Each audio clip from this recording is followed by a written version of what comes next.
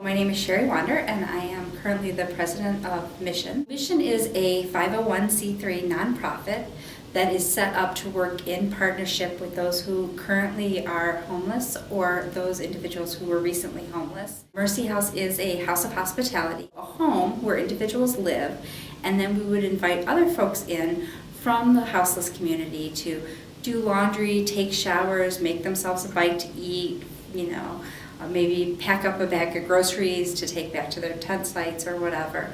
And it really became a hub of activism as well, as people met and talked about the things that are affecting those who are currently living outside. Hi, my name is Greg Pratt. I'm a Mission board member. We pursue policy changes in our community. It's one thing to give people things, but if you're not able to change the circumstances, at least for the better, so that they can get these things on their own, I think that we're just putting band-aids and we're not helping create a solution that's sustainable.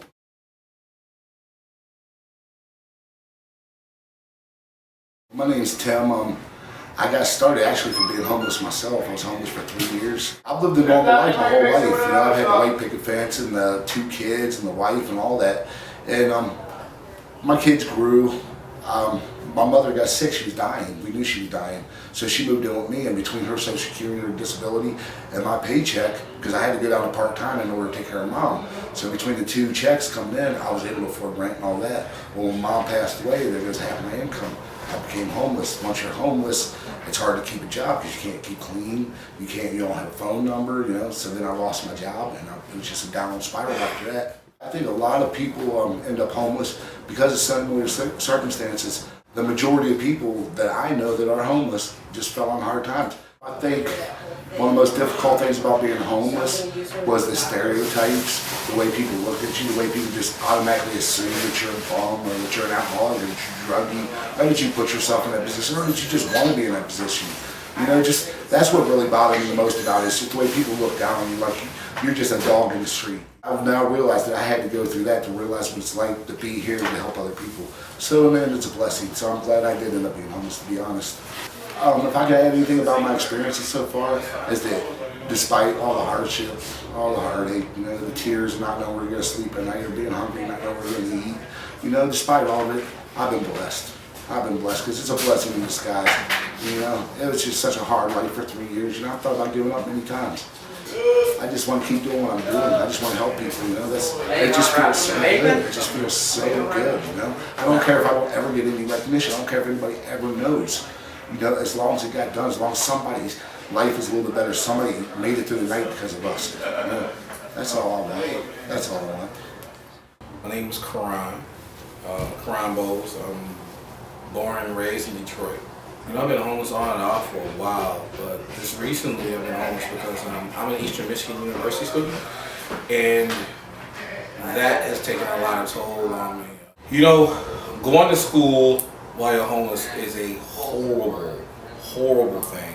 It's very difficult for me. I have 2 children also, so trying to balance all those things is very difficult. I can remember sleeping really behind a dumpster having to do my homework. And sleeping in class because I just didn't have any place to sleep. I just come here to use the facilities like everyone else, but I love this house. The concept of the house is fantastic. Probably seen this earlier, I was cooking chicken. When you're homeless, you don't have those kind of opportunities to relive some of the things you lost when you left the place. And it's really, for me, it's therapeutic. It also is something that makes me feel like I'm all right. My name's Mike Black. I've been homeless a couple of times when I was younger, my teen years. So pretty much was put out on the streets when I was 18 after high school, no place to go. Came to Ann Arbor, a camp that was underneath the bridges by the hospital.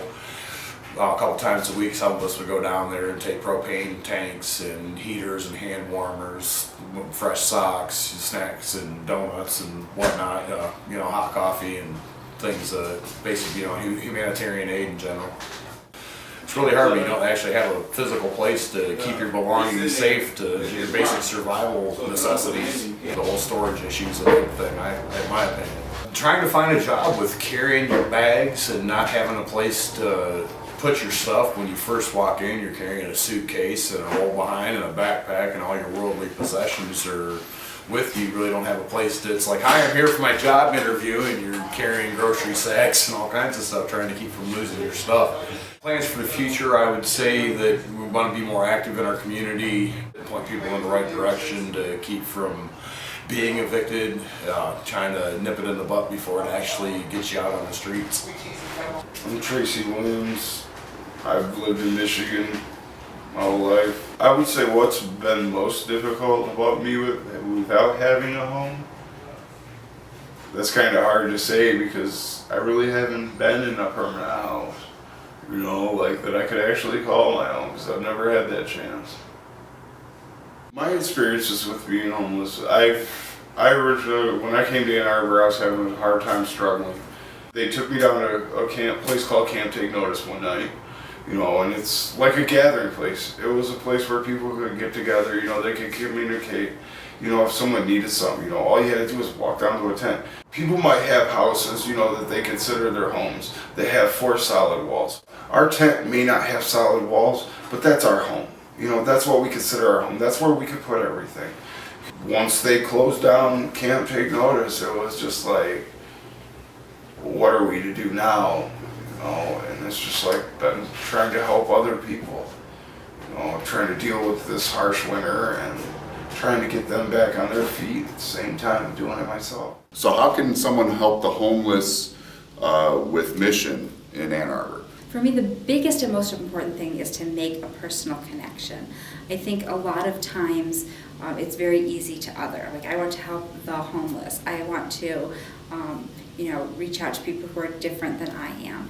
And it's hard to establish trust that way because nobody likes to be a token. If you have money or resources but not the time to plug in, we are always looking for donations, especially this time of year, of tents, tarps, sleeping bags, anything that you would take with you when you were going camping, donated to. It can be donated through Mercy House, and we'll make sure it gets in the right people's hands. Another way is to support our public officials who have actually changed their tune a little bit. They're changing the way they're talking about it, and they're putting resources towards helping people out. We want to look for sustainable solutions to helping people who are coming into the river of homelessness, right? Because homelessness is not a pond that we can just drain.